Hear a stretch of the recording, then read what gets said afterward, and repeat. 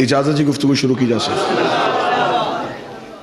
دور حاضر کی ایک انتہائی اہم ضرورت پہ میں آج کی گفتگو کرنا چاہتا ہوں۔ ایک بہت اہم باب جسے ہمارے منبر سے جب بھی بیان کیا گیا مصائب کی صورت میں کیا گیا،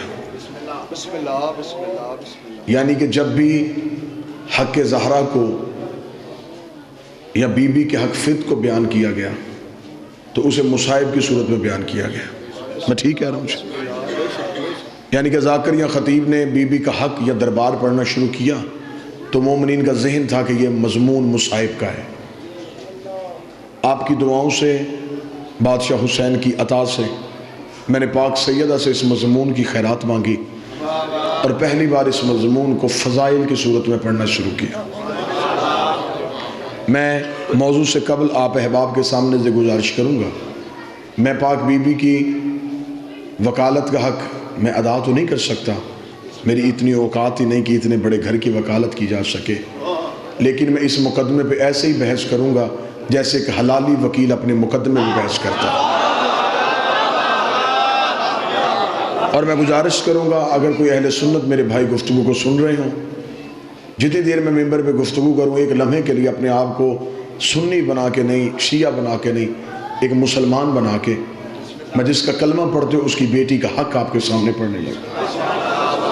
جیسا کہ مجھ سے پہلے واجب الاحترام قابل صد احترام میرے برادر جناب شرائط صاحب نے بیان فرمایا، قتل حسین کی وجہوں میں سے ایک وجہ امام حسین علیہ السلام کے کربلا میں جو خنجر کربلا میں چلا یہ سقیفے میں تیز ہو چکا تھا۔ نبی کے جانے کے بعد ایک بہت عظیم تبدیلی، ایک بہت بڑی تبدیلی آئی رسول کے جانے کے بعد۔ رسول کے جانے کے بعد امت میں اور اہل بیت میں ایک جھگڑا ہوا۔ اب اس موضوع کا داد کے ساتھ قطعاً کوئی تعلق نہیں، میں پہلے کہہ رہا ہوں، میں اقرار کر رہا ہوں، مجھے صرف آپ کی توجہ چاہیے کہ میرا پیغام آپ تک پہنچ رہا ہے۔ رسول کے جانے کے بعد امت میں اور اہل بیت میں ایک جھگڑا ہوا اور اس جھگڑے کی وجہ تھی ایک جائیداد، ایک جاگیر۔ اس جاگیر کو اہل بیت کو اس جگہ کی ضرورت نہیں تھی، لیکن نبی کی بیٹی نے اس انداز سے جنگ لڑی ہے کہ رسول کی بیٹی نے اسلام کے لبادے میں چھپے ہوئے منافقوں کو ظاہر کر دیا۔ اب ہمارے بچے اکثر اس چیز سے بے خبر ہیں کہ یہ ایک باغ تھا جو رسول کی بیٹی لینے کے لیے گئی۔ میں پہلے وضاحت کروں، اسے فدق بھی بولتے ہیں، فتق بھی بولتے ہیں، دو طریقے سے اس لفظ کو بولا جا سکتا ہے۔ اگر آپ عربی اعتبار سے بولیں گے تو اسے فدق بولیں گے، اردو اعتبار سے بولیں گے تو اسے فدق بولیں گے۔ یہ فدق ایک باغ نہیں، اس کے اندر 7 باغات تھے، یہ ایک جگیر تھی، اس کے اندر 7 باغات تھے جس کے نام تاریخوں میں موجود ہیں۔ 40 لاکھ دینار سالانہ آمدنی آتی تھی رسول کو اس جگیر سے۔ اب اگلا سوال یہ کہ یہ جگیر رسول کو ملی کہاں سے؟ میں نے پہلے کہا ہے کہ میں بالکل اس مقدمے کی آپ کے سامنے بیک گراؤنڈ پڑھنے لگا ہوں، پس منظر پڑھوں گا تو پھر میں اس مقدمے بحث کر سکوں گا، کیونکہ اب پرانے کیس کھلنے شروع ہو گئے ہیں، پرانے مقدمے عدالتوں کی ٹیبل پہ پڑے ہوئے ہیں، اور یہ مقدمہ بھی کھلے گا جب زہرا کا بیٹا آئے گا، اس مقدمے کا فیصلہ ہوگا۔ اب 40 لاکھ دینار سالانہ آمدن آتی تھی، یہ جگیر رسول کو، توجہ ہے، یہ جگیر رسول کو ملی کہاں سے؟ یہ خیبر کے یہودیوں کی ملکیت تھی۔ پھر توجہ، یہ جگیر فتق خیبر کے یہودیوں کی ملکیت تھی۔ جب رسول نے علی کے ذریعے سے خیبر کو فتح کیا،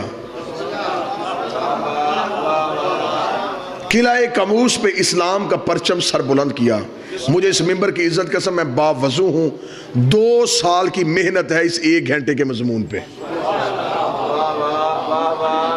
رسول نے جب قلعہ قابوس پہ اسلام کے پرچم کو بلند کیا تو خیبر کے یہودیوں نے اپنی شکست کا بدلہ لینے کے لیے جب بھی اس جگیر سے کوئی تجارت کے قافلے گزرتے یہ ان قافلوں کو روک مسلمانوں کو علیحدہ کرتے، پہچان کے مسلمانوں کو قتل کرتے۔ قافلے لوٹ کے قتل کرنا کافروں کی پرانی عادت ہے۔ قافلے روک کے پہچان کر کر کے مارنا، یہ خیبر کے کافروں سے چلا۔ یہ ان میں سے اس تجارت کے قافلے میں سے مسلمانوں کو نکالتے، جو جو مسلمان ہوتا اسے قتل کر دیتے۔ خبر مدینے پہنچتی گئی کہ خیبر کے یہودی اس شکست کا بدلہ لینے کے لیے وہاں پر مسلمانوں کو قتل عام کر رہے۔ دوسری بار خیبر میں رسول نے پھر علی کو بھیجا۔ مولا علی خیبر میں ایک بار نہیں، علی 2 بار آئے۔ جب دوسری بار مولا علی آئے تو مولا علی نے خیبر میں پہنچتے ہی یہودیوں کے عمائدین کو، عمرہ کو، ان کے علماء کو اکٹھا کیا۔ اکٹھا کر کے مولا علی نے خطبہ دیا۔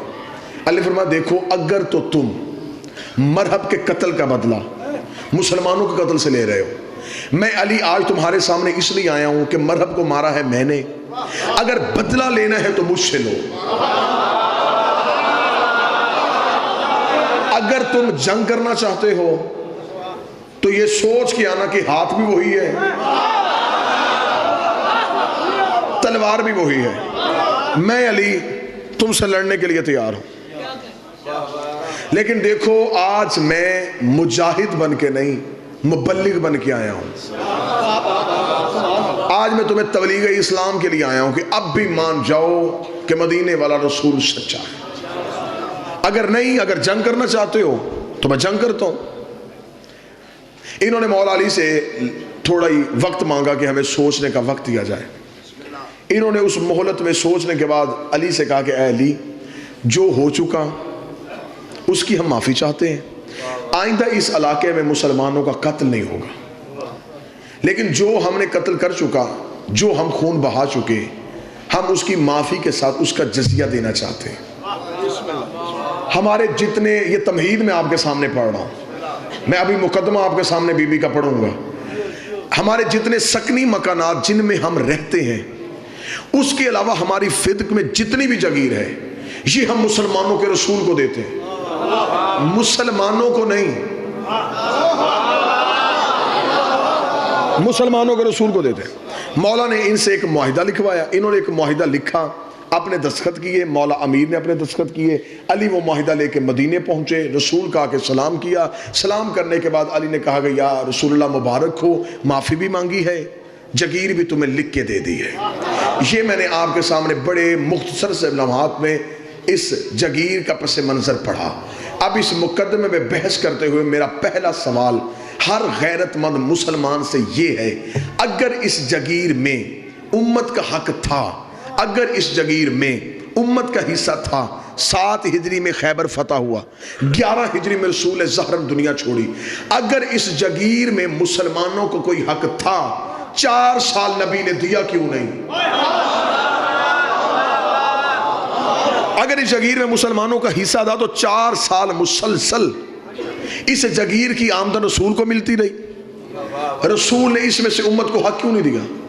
اگر آپ نہیں سمجھ سکے تو یہ نبی وہ ہے کہ بحرین سے مال خراج آیا، اہل سنت کتابوں میں لکھا جب بحرین سے مال خراج آیا، صحابہ نے اونٹ مسجد نبی کے باہر کھڑے کیے، رسول سے کہا یا رسول اللہ بحرین سے مال خراج آیا، رسول نے کہا چراغ روشن کرو اور مجھے وہ فرشتے دو جس میں بیواؤں، مستحقین اور یتیموں کے نام ہیں۔ چراغ روشن کیا گیا، رسول نے صحابہ سے کہا وہ بوری اٹھا اس بیوہ کے گھر چھوڑ گیا، وہ بوری اٹھا اس غریب کے گھر چھوڑ گیا، وہ بوری اٹھا اس یتیم کے گھر چھوڑ گیا۔ صحابہ نے کہا یا رسول اللہ رات آدھی ہو چکی ہے، سنی کتاب میں لکھا ہے، صحابہ نے کہا یا رسول اللہ رات آدھی ہو چکی، اگر آپ حکم فرمائیں صبح اذان کے بعد، نماز کے بعد جب سورج طلوع ہو جائے گا آپ جہاں چاہیں گے ہم پہنچا دیں گے۔ رسول نے کہا تم میں سے کوئی ایک صحابی بھی ایسا ہے جو اس بات کی ضمانت دے کہ کل تک محمد زندہ رہے گا، کل تک محمد زندہ رہے گا؟ انہیں ہاتھ جوڑ کے یا رسول اللہ آپ نے خود ہی تو کہا ہے کہ ایک لقمہ کھاؤ تو اتنا بھی یقین نہ کرو یہ حلق سے نیچے اترے گا بھی نہیں اترے گا۔ رسول نے کہا تم میری ایک رات کی ضمانت نہیں دیتے، میں اتنے غریبوں کا حق اپنی گردن پہ رکھ کے کیسے سو سکتا ہوں؟ تم میری ایک رات کی ضمانت نہیں دیتے۔ اب میرا پہلا سوال ہے، جو نبی کسی غریب کا حق ایک رات نہیں رکھتا تھا، اس نے فدق 4 سال اپنے پاس کیسے؟ جس نے کسی غریب کا حق ایک رات نہیں رکھا، 4 سال مسلسل یہ جگیر رسول کے پاس ہے. توجہ ہے میری بات کی؟ رسول اس جگیر سے جو آمدن آتی رکھتے نہیں تھے. بیت المال میں مسلمانوں کو، غربا کو، یتیموں کو، مسافرین کو ان کے حصے بانٹ دیے جاتے. خدا نے فوراً قرآن کی آیت بھیج دی، میرا حبیب اپنی ایک قریبی عورت کو اس کا حق دے. میں ویڈیو کیمرے کی موجودگی میں تفسیر در منصور، تفسیر کبیر، تفسیر روح المعانی تینوں تفاسیر اہل سنت کی ہیں. جب یہ آیت آئی تینوں تفاسیر میں لکھا ہے کہ رسول نے فاطمہ کو بلایا اور یہ فدق فاطمہ کو لکھ کے دے دیا، اگر کوئی اور بیٹی ہوتی جگیر سے حصہ ملتا. یہ جگیر منتقل ہو گئی بی بی کے نام. توجہ ہے؟ بی بی کے نام جب یہ جگیر منتقل ہو گئی، شریف باپ کی شریف بیٹی نے جیسے باپ تقسیم کرتے تھے ویسے ہی میری مخدومہ نے اس مال کو تقسیم کرنا شروع کیا. نبی کے جانے کے بعد جب حکومت پہ قبضہ ہوا، منبر علی کے پاس تھا، قبضہ حکومت پہ ہوا تھا. جب تخت پہ قبضہ ہوا اب یہ بیٹھ تو گئے، بیٹھ کے اب بادشاہ یا حاکم بننا اتنا آسان کام نہیں تھا.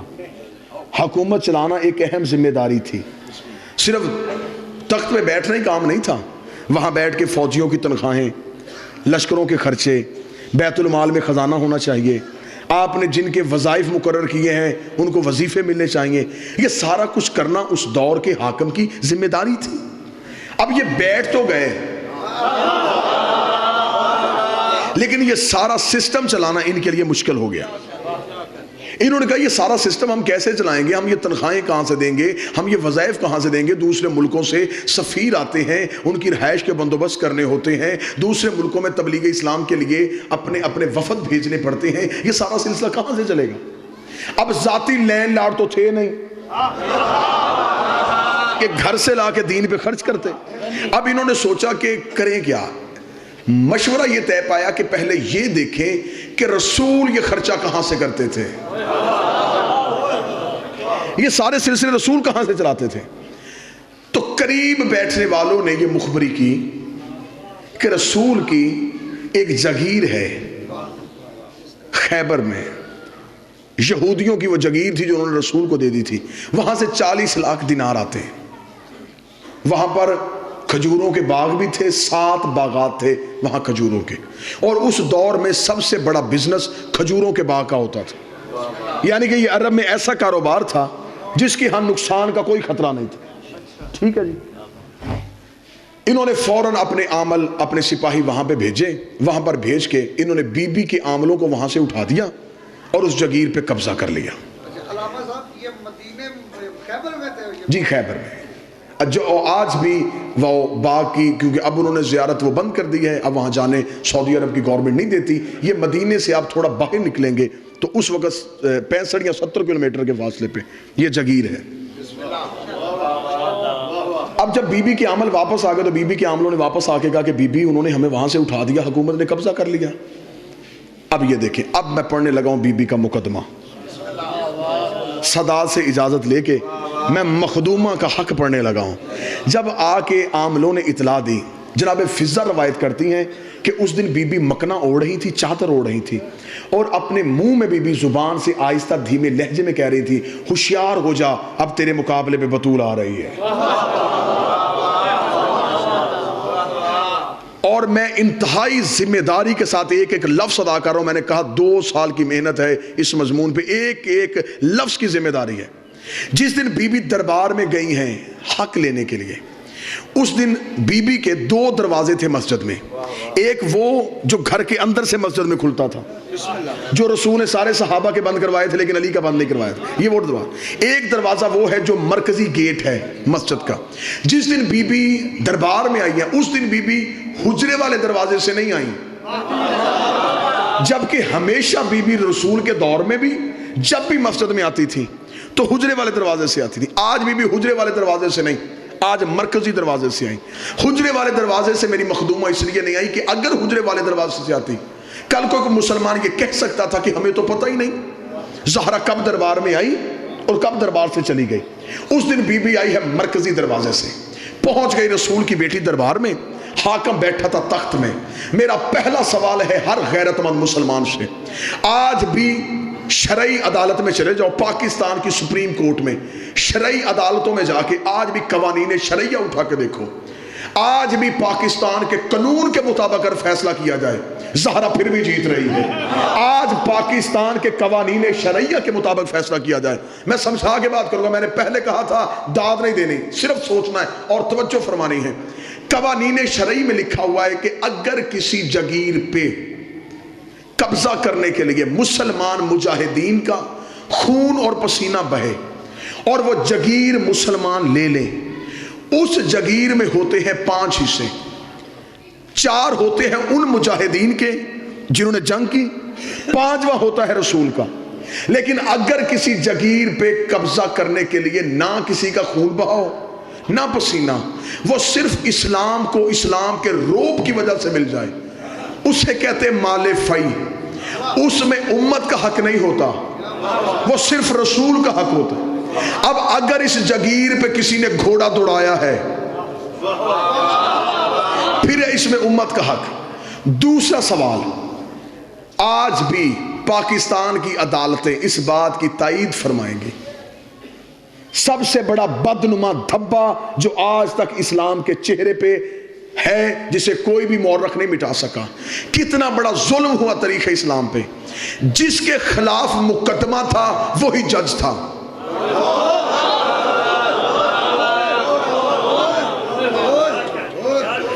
جو اس مقدمے میں فریق تھا وہی جج تھا. شریعت محمد کے مطابق حاکم وہ مقدمہ سننے کا اہل ہی نہیں تھا.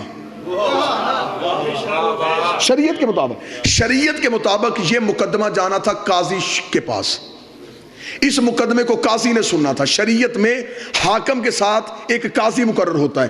اگر آپ سٹیٹ کے خلاف آئیں گے, اگر آپ حکومت کے خلاف آئیں گے, وہ مقدمہ حکومت نہیں, اسلام کہتا ہے کہ وہ مقدمہ قاضی سنے گا.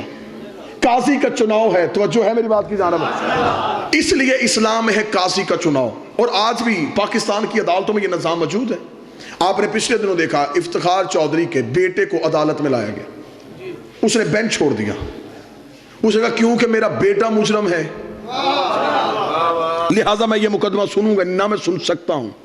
تاریخ اسلام میں سب سے بڑا ظلم یہ ہوا, جس کے خلاف بھی مقدمہ لے کے آئی تھی وہی منصف تھا. یہ ہے تاریخ اسلام کا ایک بدنما دبا. آ گئی بی بی آگے دربار میں کھڑی ہوئی, مصائب نہیں فضائل سننا مخدومہ کا. جنگ جیت کے آئی ہے رسول کی بیٹی, چادر کی دھار سے دشمن کو قتل کر کے آئی. بی بی دربار میں پہنچی. بی بی نے دربار میں پہنچ کے سب سے پہلا سوال حاکم سے کیا. بی بی نے دربار میں پہنچ گئی حاکم سے کہا کہ تو نے میری جگیر پہ قبضہ کیوں کیا. یہ مکالمہ ہے, میں نے پہلے کہا میں ویڈیو کیمرے کی موجودگی میں ہوں, میں اپنے ایک ایک حرف کو ثابت کروں گا. بی بی نے کہا تو نے میری جگیر پہ قبضہ کیوں کیا. حاکم نے فوراً بی بی کو جواب دیا کہ ہمارے پاس ایک حدیث تھی جس حدیث کو نص بنا کے ہم نے اس جگیر پہ قبضہ کیا. بی بی نے کہا تیرے پاس کیا حدیث تھی. اس نے کہا تیرے بابے کی حدیث ہے کہ ہم گروہ انبیاء لا نورث ولا نورث, ہم نہ وارث بنتے ہیں نہ وارث بناتے ہیں. یہ انبیاء جو ہوتے ہیں نہ یہ کسی کے وارث ہوتے ہیں نہ یہ کسی کو وارث بنا کے جاتے ہیں. اس نے منبر سے حدیث پڑھی, بولی رسول کی بیٹی. اب امتی چپ رہنا, سید میرے ساتھ بولنا. جب اس نے اس حدیث کو پڑھ کے مقدمے کی سماعت شروع کی, بی بی نے خود اپنے مقدمے کی وکالت کی اور رسول کی بیٹی نے اپنے مقدمے پہلی دلیل دی. بی بی نے کہا تو نے کیا کہا ہے, میرے بابے کی حدیث ہے ہم وارث نہ بنتے ہیں نہ بناتے ہیں. رک کسی جگہ پہ, پہلے مجھے یہ بتا تجھے میرے بابے نے وارث بنایا ہے؟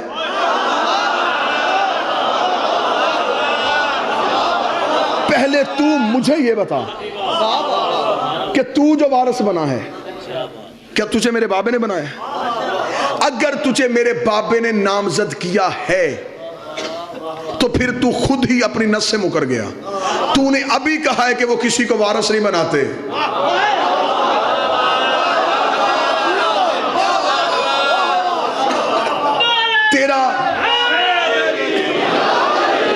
میرا نامزد ہونا غلط.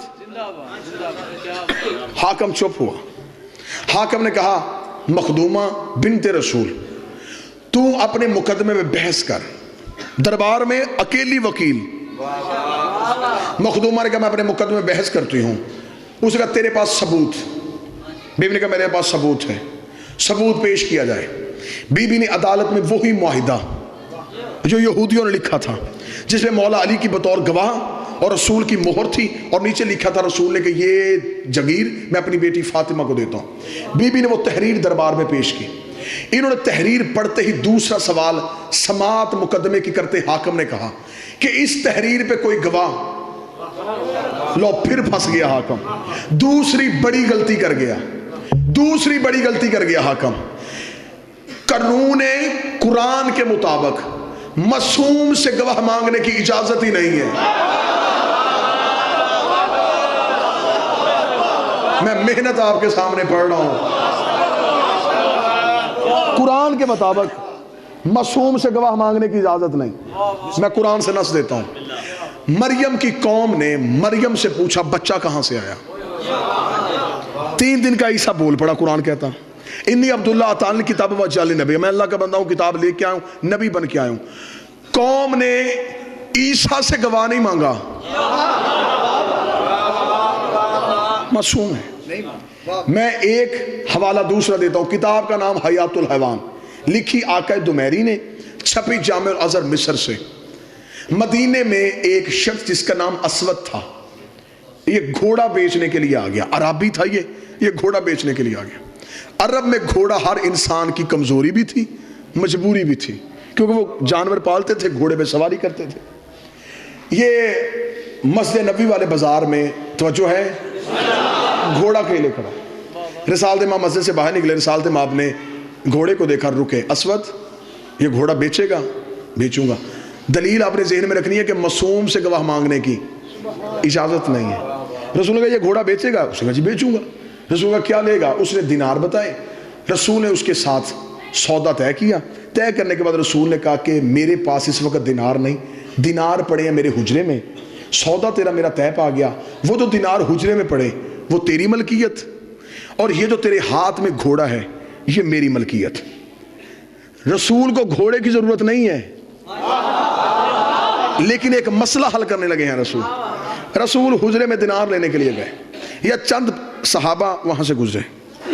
انہوں نے وہاں پہ کھڑے اسود کو دیکھا, بھئی گھوڑا بیچنا چاہتا ہے. اس نے کہا جی آیا تو بیچنے تب بک گیا. انہوں نے گزرتے گزرتے سرسری پوچھا کس نے خریدا؟ اس نے کہا تمہارے نبی نے. نبی کا نام آنا تب بندے واپس آ گئے کہ ضرور اس گھوڑے میں کوئی صفت ہے, اگر اس میں کوئی عیب ہوتا محمد کبھی نہ خریدتا, اس میں کوئی صفت ہے. انہوں نے آگے کہا یہ گھوڑا تو ہمیں نہیں بیچ سکتا.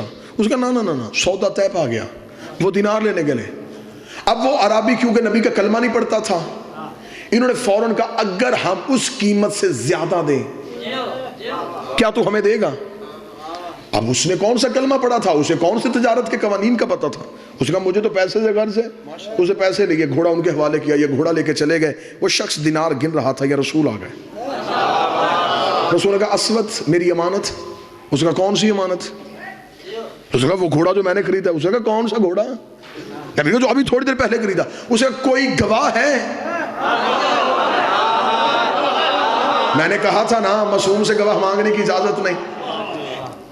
اس نے کہا گواہ ہے. رسول چپ کھڑے. رسول کا اسود دیکھ میں نے تجھ سے وہ خریدا, میرا تیرے ساتھ دینار طے پائے. اس نے کہا نا گواہ ہے تو لا. ابھی رسول چپ تھے, یا مسجد سے ایک شخص باہر نکلا. رنگ اس کا کالا تھا, اندر سے بڑا پاک تھا.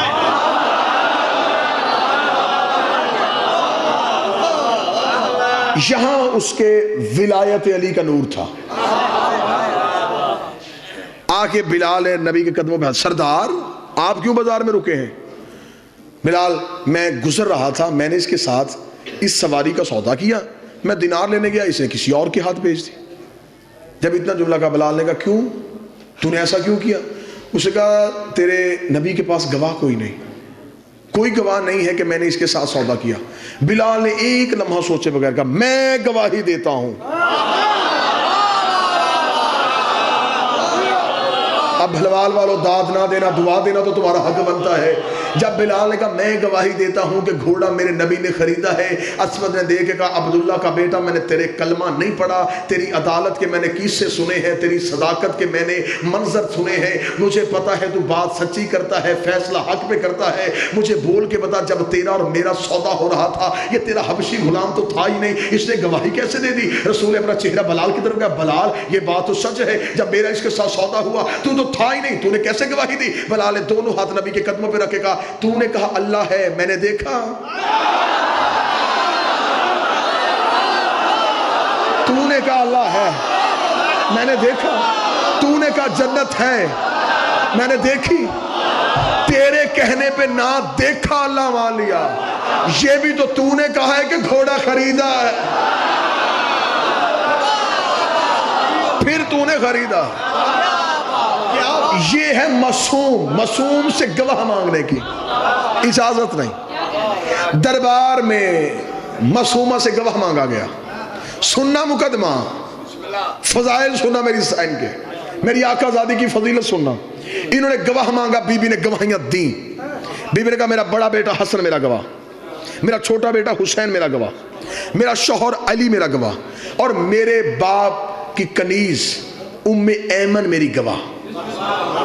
یہ 4 گواہیاں ہیں جو بی بی نے اپنے مقدمے میں دی ہیں. حاکم نے تھوڑی دیر مشیروں سے مشورہ کیا، بنت رسول کھڑی فیصلے کا انتظار کر رہی تھی. یہ دربار سے فیصلہ آ گیا. فیصلہ یہ آیا کہ ہم آپ کے مقدمے کو خارج کر رہے ہیں اس بنا پہ کہ آپ کا نصاب شہادت پورا نہیں. بی بی نے کہا میرا نصاب شہادت کیوں نہیں پورا؟ انہوں نے کہا اس لیے کہ آپ نے جو 4 گواہیاں دی ہیں ان میں پہلی گواہی ہے آپ کے شوہر علی کی. علی بحیثیت شوہر اس جگیر میں حصے دار ہے، لہٰذا یہ مالک ہے، اس کی گواہی نہیں. حسن حسین ہے بیٹے ہونے کی وجہ سے ان کا بھی اس جگیر میں حصہ ہے، لہٰذا ان کی گواہی بھی نہیں. چوتھی بچ گئی ایک گواہ ام ایمن. اور تیرے بابا کی حدیث ہے کہ اگر مرد ایک ہو عورتیں 2 ہونی چاہیے، اس کے ساتھ دوسری عورت نہیں، لہٰذا نصاب شہادت مکمل نہ ہونے کی وجہ سے ہم تیرے مقدمے کو خارج کرتے ہیں. زندگی قربان کرو بی بی تیری عزت میں. بی بی نے مقدمہ واپس لے لیا، گواہیاں نہیں بدلی. بحث سننا میری آقا زادی کے مقدمے کی پوری ذمہ داری کے ساتھ. بی بی نے مقدمہ واپس لیا، گواہیاں نہیں بدلی. جبکہ بی بی کے پاس گواہ تھے. بی بی جناب سلمان کو کھڑا کر سکتی تھی، حضرت ابو ذر کو پیش کر سکتی تھی، جناب کمبر، عمار، مقداد، عورتوں میں بی بی فضہ، اسما، ام الفضل، یہ سب موجود تھے. آقا زادی نے گواہیاں نہیں بدلی، مقدمہ واپس لے لیا. مقدمہ کیوں واپس لیا؟ جنگ سننا رسول کی بیٹی کی برقعے کے اندر کیسے لڑی ہے. اب شریعت کا مسئلہ ہے، جو کسی مومن کو جھوٹا کہے، مثلا کوئی بندہ کسی سچے مومن کو جھوٹ کی تہمت لگا دے، شریعت کہتی ہے یہ بن گیا ہے فاسق. اس نے مومن کو جھوٹا کہا ہے. اب فاسق کی سزا کیا ہے؟ شریعت سے پوچھو. فاسق کی سزا یہ ہے کہ فاسق نماز پڑھا نہیں سکتا، پڑھ سکتا ہے. فاسق چاند کی شہادت نہیں دے سکتا. فاسق نکاح میں بطور گواہ نہیں بیٹھ سکتا. فاسق طلاق میں بطور گواہ نہیں بیٹھ سکتا. فاسق کسی بھی شرعی عدالت کا قاضی نہیں ہو سکتا. یہ ہے فاسق کی سزائیں. اگر کوئی کسی مومن کو جھوٹا کہے وہ بنتا ہے فاسق. قرآن ممبر پہ لے آؤ، میں زہرا کی وکالت گھڑے میں منہ دے کے نہیں، لاؤڈ سپیکر پہ کر رہا ہوں، یہاں جان تلی پہ رکھ کے، اور اس سانس پہ لعنت کرتا ہوں جس سانس میں 14 کی وکالت نہ ہو. جو کسی مومن کو جھوٹا کہے وہ فاسق بنتا ہے. اور جو معاذ اللہ ثم معاذ اللہ قرآن کو جھوٹا کہے شریعت کے مطابق وہ فاسق نہیں، وہ بنتا ہے کافر. اور کافر کی سزا یہ ہے، کافر نہ پڑھ سکتا ہے نہ پڑھا سکتا ہے. فاسق کی سزا یہ ہے پڑھ سکتا ہے، کافر کچھ بھی نہیں کر سکتا. کافر دائرہ اسلام سے خارج ہو جاتا ہے. نبی کی بیٹی نے مقدمہ واپس لیا، گواہیاں نہیں بدلی. رسول کی بیٹی نے کہا میں نے گواہیاں نہیں بدلی، تو یہ فیصلہ کر اور طریق کا حصہ بنا تاکہ میں چہرے سے نقاب اتاروں. تو نے علی کی گواہی کو جھٹلایا، علی ہے قرآن، رسول کا القرآن مع علی و علی مال قرآن. تو نے حسن کو جھٹلایا، حسن قرآن ہے. تو نے حسین کو جھٹلایا، حسین قرآن ہے. بی بی نے کہا میں تجھے دربار میں فاسق نہیں کرنے آئی، کافر کرنے.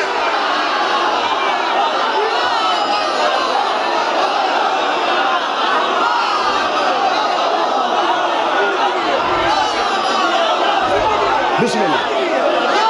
میں تجھے بسم اللہ یا رسول یا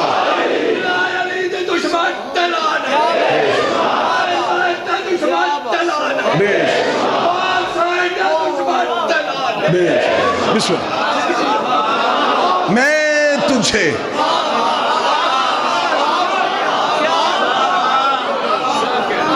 جو کام نبی نہیں کر سکا، زندگی ہوئے 1000 سال، اس جملے واہ واہ کرتے رہے 1000 سال. پاک سید آپ کو زندگی عطا فرمائے. مخدومہ نے اصل چہرہ بے نقاب کیا. سننا مقدمہ سننا میری آقا زادی کا. بی بی نے مقدمہ واپس لیا. حکیم صاحب مقدمہ واپس لیتے ہی بی بی نے دوسرا مقدمہ دائر کیا. بی بی نے کہا یہ مقدمہ واپس ہو گیا، فیصلہ کر دیا تو نے فیصلہ. نہ فیصلہ نہ بدلنا، میں مقدمہ واپس لیتی ہوں. وہی کھڑے بی بی نے دوسرا مقدمہ دائر کر دیا. بی بی نے کہا تو ہے حاکم، میں ایک بیٹی بن کے باپ کا حق لینے آئی ہوں، باپ کا حق دے. حکومتیں پریشان ہو گئی، دربار میں لڑ رہی ہے محمد کی بیٹی، برقعے کے اندر لڑ رہی ہے رسول کی بیٹی. رسول کی بیٹی نے کہا حق دے. اس نے کہا توجہ، اس نے کہا حق میں نے تجھے کہا نہیں، میرے پاس حدیث ہے. چند قدم چلی، آگے چل کے کھڑی ہوئی. بی بی نے کہا اب بول کیا کہا تو نے. اس نے کہا میرے پاس حدیث ہے. بی بی نے کہا حدیث سنا. اس نے کہا تیرے بابا نے کہا تھا ہم گروہ انبیاء نہ وارث بنتے ہیں نہ وارث بناتے ہیں. مخدومہ چادر کے اندر سے بولی.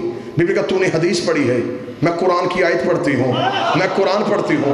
کون سی آیت؟ بی بی نے کہا بسم اللہ الرحمن الرحیم وَلِكُلْ جَعَلْنَا مَوَالِي تَرَكَ الْوَالِدَيْنَ وَالْأَقْرَبُونَ. جو کچھ ماں باپ چھوڑ کے جائیں اس میں رشتہ داروں اولاد کا حصہ ہوتا ہے. اس سے کہا میرے پاس حدیث ہے. بی بی نے کہا میں دوسری آیت پڑھ دیتی ہوں وَلِلرِّجَالِ نَصِيبٌ مِّمَّا تَرَكَ الْوَالِدَيْنَ وَالْأَقْرَبُونَ.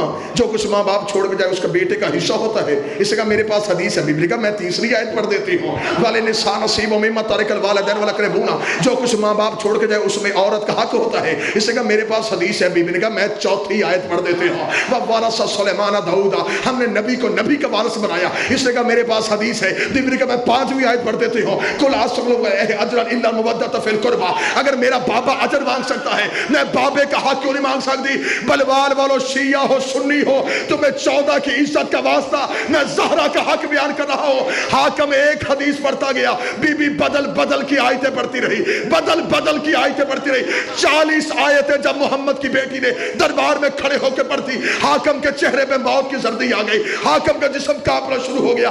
اس نے کہا زہرا میں حدیث پڑھتا ہوں تو جواب آیت میں کیوں دیتی ہے؟ حدیث کا جواب حدیث میں کیوں نہیں دیتی؟ اتنا جملہ کہنا تھا یا محمد نے چپ بس میں نے اتنا سننا تھا. تو وہی ہے جسے میرے بابے نے کہا تھا آ تجھے حدیث لکھ دو. تو نے کہا تھا قرآن کافی ہے. تو نے کہا تھا، تو نے کہا تھا.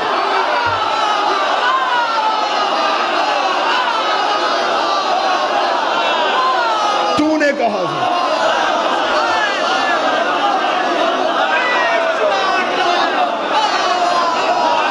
تو نے کہا تھا.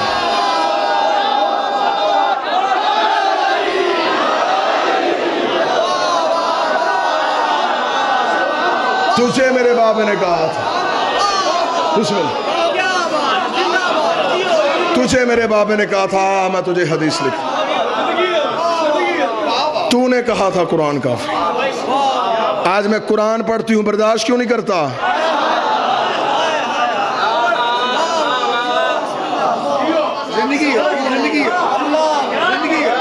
سن اب قرآن. دربار میں کھڑی ہو کے بی بی نے کہا نہ تجھے قرآن کافی ہے نہ تجھے فرمان کافی ہے.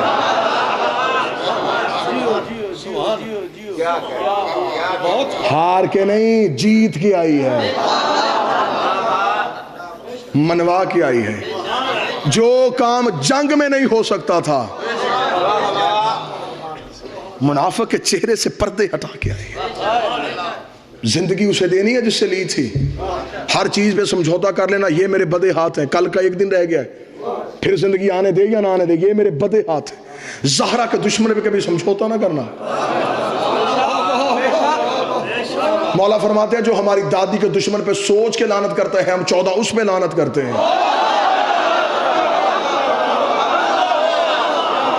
جو سوچ کے لعنت کرتا ہے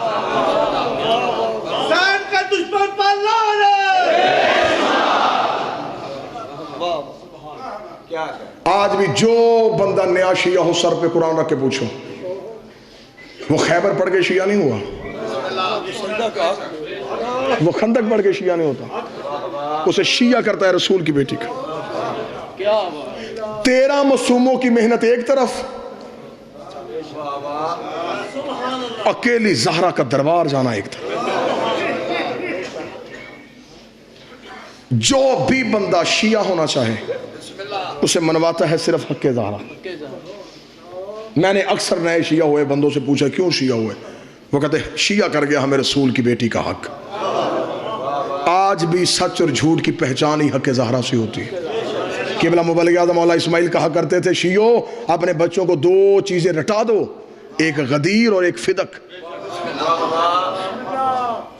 یہ رٹا دو اپنے بچوں کو, گھر گھر میں مناظر پیدا ہو جائے گا اگر یہ چیزیں اپنے بچوں کو یاد کروا دو گے.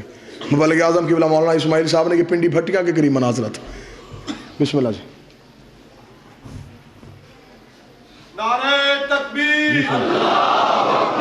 نعرہ رسالت, نعرہ حیدری, حسینیت زندہ, حسینیت زندہ, یزیدیت مردہ, یزیدیت مردہ.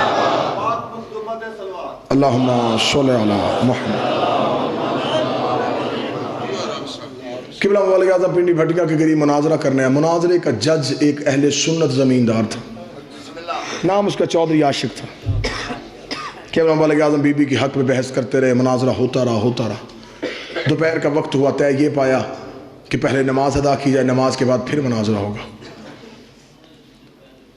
اس چک کا مولوی جو قبلہ مبلغ اعظم سے مناظرہ کر رہا تھا, نام بھی قبلہ مبلغ اعظم کی کتاب اس کا لکھا ہے, مولانا نور محمد اس کا نام تھا. یہ نماز پڑھانے کے لیے مسجد میں گیا, اہل سنت جتنے تھے اس کے پیچھے نماز پڑھنے کے لیے کھڑے ہو گئے. وہ جو چودھری عاشق, وہ کتاب اس نے کوئی بھی نہیں پڑھی تھی, لیکن عقل کتابوں کی میراث نہیں ہوتی, دانش مندی جو ہے یہ ڈگریوں سے نہیں ملتی. چودھری عاشق مولوی کے پیچھے نماز پڑھنی شروع کی. نماز ختم ہوئی, اسے نمازیوں سے کہا مسجد سے باہر جاؤ, میں نے مولوی صاحب سے اکیلے کوئی بات کرنی ہے. سارے نمازی مسجد سے گئے, اس نے مسجد کی دروازے کی کنڈی لگائی, مولوی صاحب کے سامنے آ کے بیٹھ گیا. اس نے کہا مولوی دیکھ, تیرے اور میرے سوا اللہ کے گھر میں کوئی نہیں بیٹھا, باوضو ہیں, نماز پڑھی ہم نے. اتنے دنوں سے ہمارے گاؤں میں بحث چل رہی تھی, شیعہ کہتے تھے رسول کی بیٹی دربار میں گئی اور واپس آئی ہے خالی. تم کہتے تھے نہیں یہ شیعہ غلط کہتے. انہوں نے بلا لیا اپنا مولوی, وہ بیٹھا ہے باہر کتابیں لے کے. صبح سے بحث ہو رہی ہے. میں جٹ زمیندار بندہ ہوں, مجھے کتابوں کا نہیں پتا, مجھے نہیں پتا کس نے تاریخ میں کیا لکھا ہے. مجھے صرف اتنا بتا بیٹی رسول کی دربار گئی تھی, بس مجھے اتنا بتا دے. اب دیکھنا کیسے بلایا ہے مخدومہ نے. اس کا مجھے صرف اتنا بتا بیٹی رسول کی دربار گئی تھی. مولوی کا چاچا عاشق بی بی کا حق بنتا نہیں تھا, اس نے کہا حق چھوڑ, بنتا تھا یا نہیں بنتا تھا, اتنا بتا گئی تھی. اس نے کہا ہاں یہ کتابوں میں لکھا گئی تھی. اس نے کہا چپ, اب اتنا بتا دے واپس خالی آئی ہے یا حق لے کے آئی ہے. اس نے کہا چاچا عاشق میں کتابوں سے ثابت کروں گا بی بی کا حق نہیں بنتا تھا. اس نے کہا میں نہیں پوچھ رہا بنتا تھا یا نہیں بنتا تھا, نہیں بنتا تھا, اتنا بتا واپس خالی آئی ہے. اس نے کہا ہاں چاچا عاشق خالی ہے. اس نے کہا اٹھ ختم کر مناظرہ, ہم نے بحث نہیں کرنی, जीत गया वो शियों का मौलवी। उसने कहा क्यों, किस बात पे मुनाज़रा ख़त्म करवा रहा है?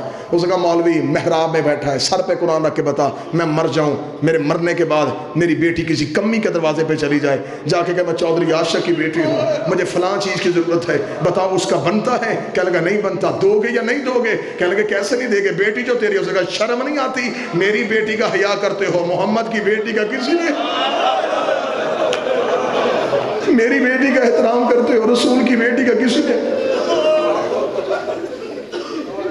उसने रोते हुए कहा चली जो गई थी ना, नहीं बनता था, आ जो गई थी। और बेटी तो दुश्मन की भी घर आजे खाली नहीं भेजते, आ जो गई थी दरबार में। इतना कहने के बाद चौधरी आशिक मस्जिद से निकला जहां मुबल्लिग आज़म बैठा था, हाथ जोड़ गया था मुबल्लिग आज़म, और मौलवी इस्माइल पढ़ा कलमा, मिल गई मुझे हदायत। हाय हाय, मेरा भाई अली अब्बास कहता है हक नहीं देना था ना देते, कोई लंबी तारीख दे देते। मोहम्मद की बेटी, यही जुमला मौलाना इस्माइल ने कहा जब चौधरी आशिक ने मौलवी इस्माइल के कदमों पे हाथ रखा, देख के कहा पढ़ा कलमा। मौलवी आज़म मौलाना इस्माइल ने कहा चौधरी आशिक बात पूरी सुन, इन्होंने खाली नहीं भेजा, सर के बाल सफेद करके गई, उठती बैठती गई, कर गया है दुनिया को हक की पहचान, हक के ज़हरा। दो जुमले सुनना मुसाइब के, रोने की रातें हैं, कल की एक रात है, कल की रात शहीदों की रात है, अगली रात गरीबों की रात है। कल तक ज़ैनब का हर रिश्ता मौजूद है, कल रात तक ज़ैनब का गाजी भी है, ज़ैनब का अकबर भी है, ज़ैनब का कासिम भी है, अगली रात में उजड़ गई है। दो जुमले उस शहजादे के सुनना जिसके लिए अल्लामा इरफान हैदर आबदी ने कहा था अकबर की शहादत पढ़े वो जिसने पढ़ने के बाद मर जाना हो, अकबर की शहादत सुने वो जिसने सुनने के बाद मर जाना हो। नहीं बर्दाश्त होती कब्र में भी हुसैन से अकबर की शहादत। आकाए महदी ने हुसैन की कब्र पे खड़े होकर अकबर की शहादत पढ़ दी। आधी रात को अपने घर में चीखों की आवाज़ सुन के आका महदी ने बिस्तर छोड़ा। आका महदी ने देखा इसके घर के बरामदे में एक काले बुरके वाली बीबी रो रही है। आका महदी ने देखा कि बीबी मन अंते तू कौन है, रो के कदी पर्दा कर, मैं मोहम्मद की बेटी ज़हरा। ज़हरा का नाम आना। आका महदी ने हाथ जोड़े, रो के कहता बीबी मेरा इतना मुकद्दर नौकर के घर आई है, रो के कहती तुझे समझाने आई हूँ, आज के बाद मेरे हुसैन की कब्र पे अकबर की शहादत ना पढ़ना। आका महदी कहता बीबी मैंने कोई रवायत गलत पढ़ी है, रो कहती तूने रवायत गलत नहीं पढ़ी, जब से तू अकबर की शहादत पढ़ के आया है, मैं कभी करबला में हुसैन चुप करवाती हो, कभी शाम में ज़ैनब चुप करवाती हो, कब्र में मेरा हुसैन रो रहा है, शाम में मेरी ज़ैनब रो रही। अकबर की शहादत पे करबला में बीबियों ने पत्थरों का मातम किया है। आकाए दरबंदी ने कहा पत्थरों का मातम किया है अकबर की शहादत पे। जब अकबर का घोड़ा ख़याम से निकला